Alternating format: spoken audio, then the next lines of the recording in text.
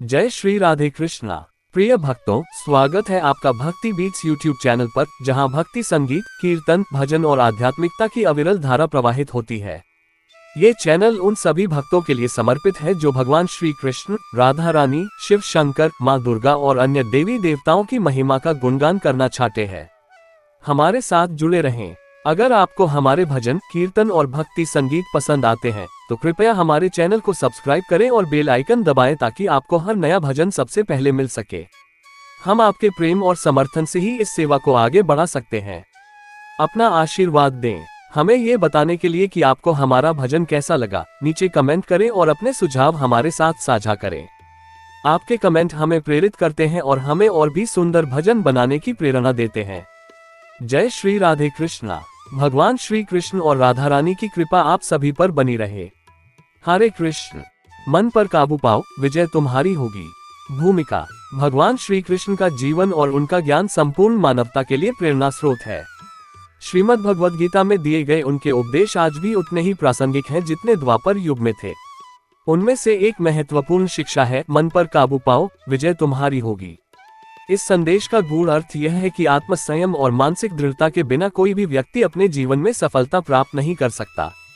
मनुष्य का मन चंचल, अशांत और अस्थिर होता है। यदि इस पर नियंत्रण न रखा जाए तो ये हमें इधर उधर भटकाता रहता है और हम अपने लक्ष्यों से भटक जाते हैं। लेकिन यदि हम अपने मन को नियंत्रित करना सीख लें तो कोई भी कठिनाई हमें रोक नहीं सकती।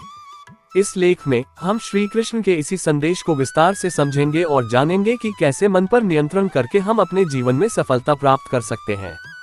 1. मन का स्वभाव और उसका प्रभाव। मनुष्य का मन अत्यंत चंचल होता है। श्री कृष्ण ने अर्जुन को गीता में कहा था, चंचलम हि मनः कृष्ण प्रमाथि बलवद्रिम तस्याहम निग्रह मन्ये वायोरिव सुदुष्करम। अर्थात, हे कृष्ण, यह मन तो बहुत ही चंचल, उग्र, बलवान और दृढ़ है। इसे वश में करना वायु को रोकने के समान कठिन है। ये श्लोक दर्शाता है कि मन को काबू में रखना आसान कार्य नहीं है, लेकिन असंभव भी नहीं। यदि हम अपने विचारों को संयमित करना सीख लें तो अपने लक्ष्य को प्राप्त कर सकते हैं। 2. मन पर नियंत्रण क्यों आवश्यक है। मन को नियंत्रित न करने के दुष्परिणाम कई हो सकते हैं। भ्रम और अनिर्णय: यदि मन चंचल रहेगा तो हम सही निर्णय नहीं ले पाएंगे। लालच और मोह: अनियंत्रित मन हमें भौतिक सुख सुविधाओं में उलझा सकता है।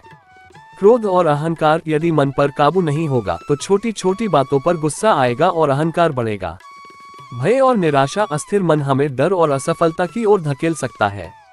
जब अर्जुन महाभारत युद्ध के प्रारंभ में भयभीत होकर अपने कर्तव्य से विमुख हो रहे थे, तब श्री कृष्ण ने उन्हें मन पर नियंत्रण रखने का उपदेश दिया और समझाया कि यदि वे अपने संकल्प को दृढ़ बनाए रखते हैं तो उन्हें विजय अवश्य प्राप्त होगी। मन को नियंत्रित करने के उपाय। श्री कृष्ण के उपदेशों के अनुसार मन पर नियंत्रण पाने के लिए निम्नलिखित उपाय अपनाने चाहिए। आत्मज्ञान और विवेक। श्री कृष्ण कहते हैं कि आत्मा अमर है जबकि शरीर और इसकी इच्छाएं नश्वर हैं। यदि हम इस सत्य को समझ लें तो हमारे मन में उत्पन्न होने वाली अनावश्यक इच्छाएं समाप्त हो जाएंगी और हमारा मन शांत रहेगा। ध्यान और योग।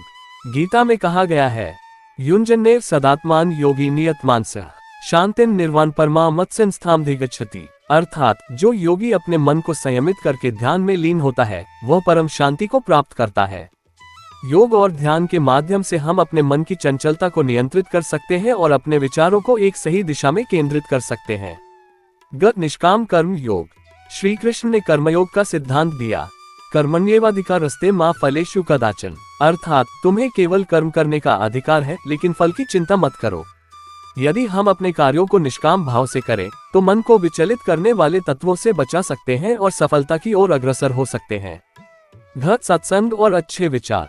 जैसे हम जिस प्रकार का भोजन ग्रहण करते हैं वैसा ही हमारा शरीर बनता है, वैसे ही हमारे मन पर भी संगति और विचारों का प्रभाव पड़ता है। यदि हम सत्संग, स्वाध्याय और सकारात्मक चिंतन करें तो हमारा मन शुद्ध और नियंत्रित रहेगा। धैर्य और आत्मसंयम। श्री कृष्ण के अनुसार मन को नियंत्रित करने के लिए धैर्य और आत्मसंयम बहुत आवश्यक है। यदि हम किसी भी परिस्थिति में धैर्य बनाए रखें और अपने इंद्रियों पर काबू रखें तो हमारा मन नियंत्रित रहेगा और सफलता हमारे कदम चूमेगी। 4. मन पर नियंत्रण के लाभ। निर्णय लेने की शक्ति बढ़ती है। जब मन शांत और नियंत्रित होता है तो हम सही निर्णय ले पाते हैं। धैर्य और सहनशीलता विकसित होती है। मन पर काबू रखने से व्यक्ति जीवन की कठिनाइयों को सहजता से झेल सकता है। सकारात्मकता बढ़ती है। नियंत्रित मन व्यक्ति को आत्मविश्वास और सकारात्मक सोच से भर देता है। लक्ष्य की प्राप्ति होती है। जब मन एकाग्र होता है तो व्यक्ति अपने लक्ष्य को शीघ्रता से प्राप्त कर सकता है।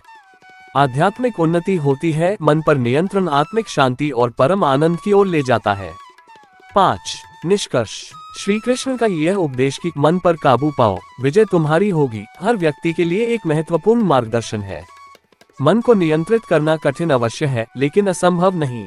यदि हम योग, ध्यान, सत्संग, आत्मसंयम और निष्काम कर्म के मार्ग पर चले तो हम अपने मन पर काबू पा सकते हैं और अपने जीवन में सफलता प्राप्त कर सकते हैं।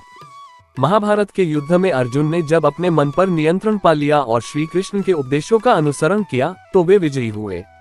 इसी प्रकार यदि हम अपने मन को वश में रखते हुए सही मार्ग पर चलते हैं तो निश्चय ही विजय हमारी होगी। जय श्री कृष्ण।